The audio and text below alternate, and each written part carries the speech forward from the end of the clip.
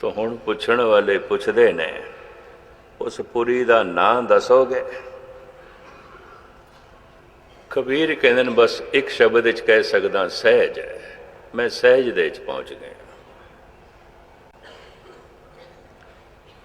ये सहज की आउंदी है ये दसो। कबीर कहंदे ने उत्थे की नहीं आउंदा मैं ये दस सकदा। की नहीं है ये मैं दस सकदा, की है ये मैं नहीं दस सकदा। इहदे नाल हुण जिन्ने पंडित विद्वान आखिर बनारस विद्वानां दा गढ़, चलो सानू इत्थों ही संकेत मिल जाएगा जिहड़ा तू दसेगा कि नहीं है। पहले ये दस उत्थे की नहीं है। जो जो असी मनदे हां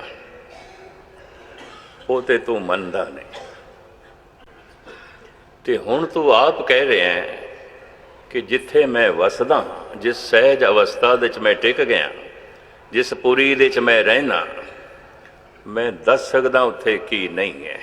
उत्थे की है मैं नहीं दस सकदा। उन्होंने इंज कहंदे ने सहज की अकथ कथा है निरारी। वो ते अकथ है, मैं नहीं कह सकता, मैं इस जबान नाल नहीं बयान कर सकता। सहज की अकथ कथा है निरारी, तुल नहीं चढ़े जाए न मुकाती, हल्की लगे न भारी। मैं किसी नाल तुलना नहीं कर सकता, गल खत्म। कंपेयर नहीं कर सकता। किसी तो छोटा भी नहीं कह सकता, किसी तो वड्डा भी नहीं कह सकता, इस तरह भी नहीं कह सकता। चलो दसो की नहीं है उत्थे?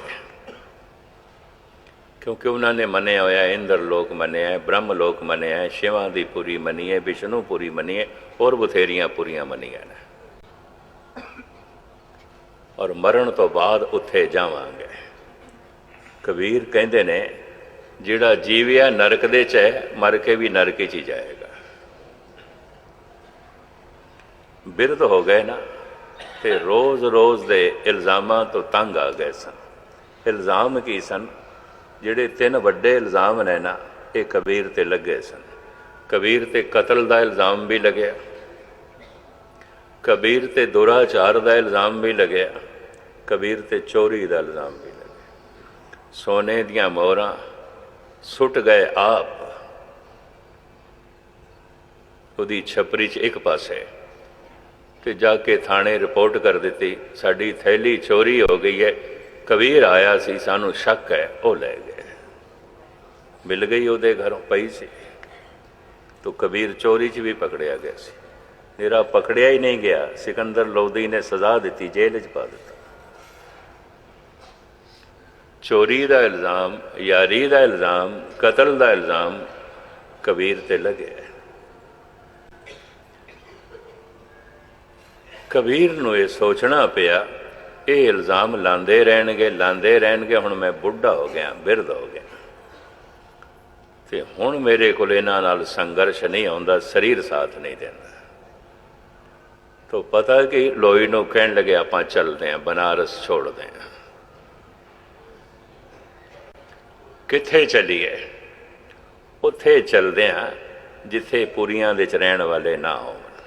ये जिहड़ा सत्तां पुरियां च रहिंदे ने, ये ना होण, उत्थे चलना, नहीं तो तंग करनगे। कबीर कहंदे मगहर, आपां मगहर चलदे हां। शायद आप नूं पता होवे, मगहर दी धरती नूं सराप दिता गया है गणेश दा। ऐसा पुराणक मत है, जिहड़ा उत्थे मरेगा खोती दी जून जाएगा, कोई लंघदा ही नहीं। बहुत पुरानी गल है। गोरखपुर तो मैं मगहर जाना सी, 15 मील का रस्ता, ते जिन्हां दी मैं गड्डी मंगी,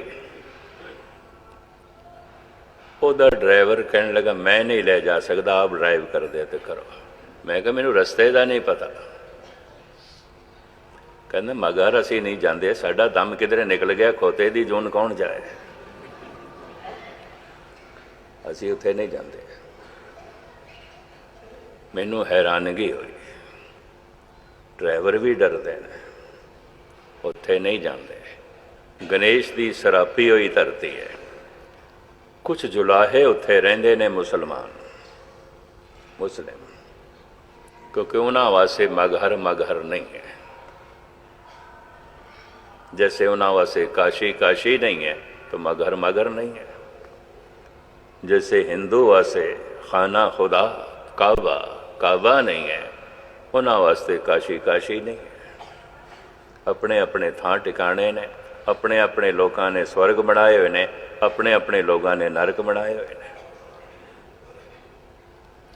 तो ये नरक साडा नहीं है, मगहर साडा नरक नहीं है। मुसलमान रहिंदे ने। खैर ज्यों त्यों करके मैं उत्थे पहुंचया। समाध बनी हुई है। धन गुरु नानक देव जी महाराज का जैसे अंतिम समय शरीर नहीं मिलया, कबीर का भी नहीं मिलया। शरीर नहीं लभ्या। उत्थे समाध बनाई गई है। जिथों शरीर गायब होया है, समाध बनाई गई है। चलन लगे पहले लोई रोक दिए, घरवाली रोक दिए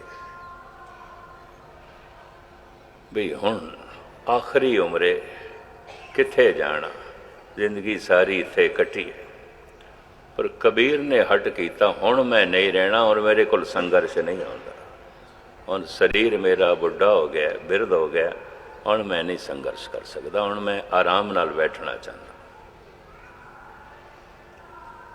बनारस छोड़ के जद निकलन लगे, कोई सपतपुरियां दे रहन वाले पता की कहते ने, कबीर आप अपनी बाणी च कहते हैं, सगल जन्म शिवपुरी बिताया, मरती बार मगहर उठदा आया।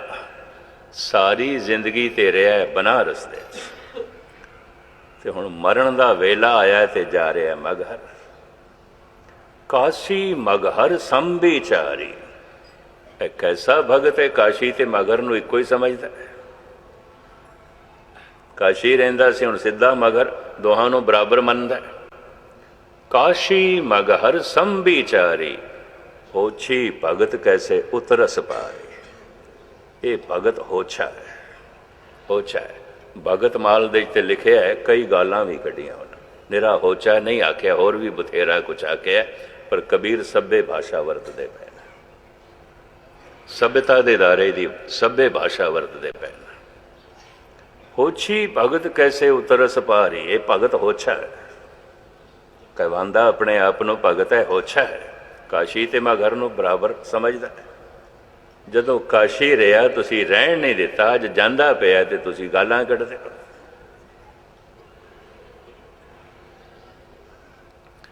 लोई कहंदी है, रह जाइए इत्थे, जिंदगी दे इतने दिन इत्थे कट्टे ने, बाकी भी इत्थे कट ली। तो कबीर दा फरमान, कहत कबीर सुनोरी लोई, भरम न भूलो कोई, क्या काशी क्या उखर मगहर राम हृदय जो होई। हिरदे दे च राम होना चाहिए। मगहर ही काशी बन जाती है। हिरदे च राम नहीं है तो काशी भी मगहर है। राम हृदय जो होई, हिरदे च राम होना चाहिए। हिरदे जो है प्रभु की याद होनी चाहिए। कबीर ते इत्थे तक कहते हैं, मुख्तसर में अर्ज करा, जो तन काशी तजे कबीरा, रमैये कहाँ ने हो रहा। जे मैं काशी च मर जावां ते रब दा की एहसान होया, वो तो मरण नाल ही मैं शिवां दी पुरी जावांगा, बस मरना ही काफ़ी है। नहीं, फिर रब दा की ने हो रहा, रब दा की एहसान। फिर रब ने सानू की दिता, जिथे मरण ही नाल ही सानू स्वर्ग मिल गया। जो तन काशी तजे कबीरा, रमैये कहा ने हो रहा। फिर रब दा साडे ते की एहसान। फिर रब रब केड़ी गल है। नहीं, मरना मगहर दे च है, जाना राम दे देश है। इन्नी दृढ़ता, इतनी दृढ़ता।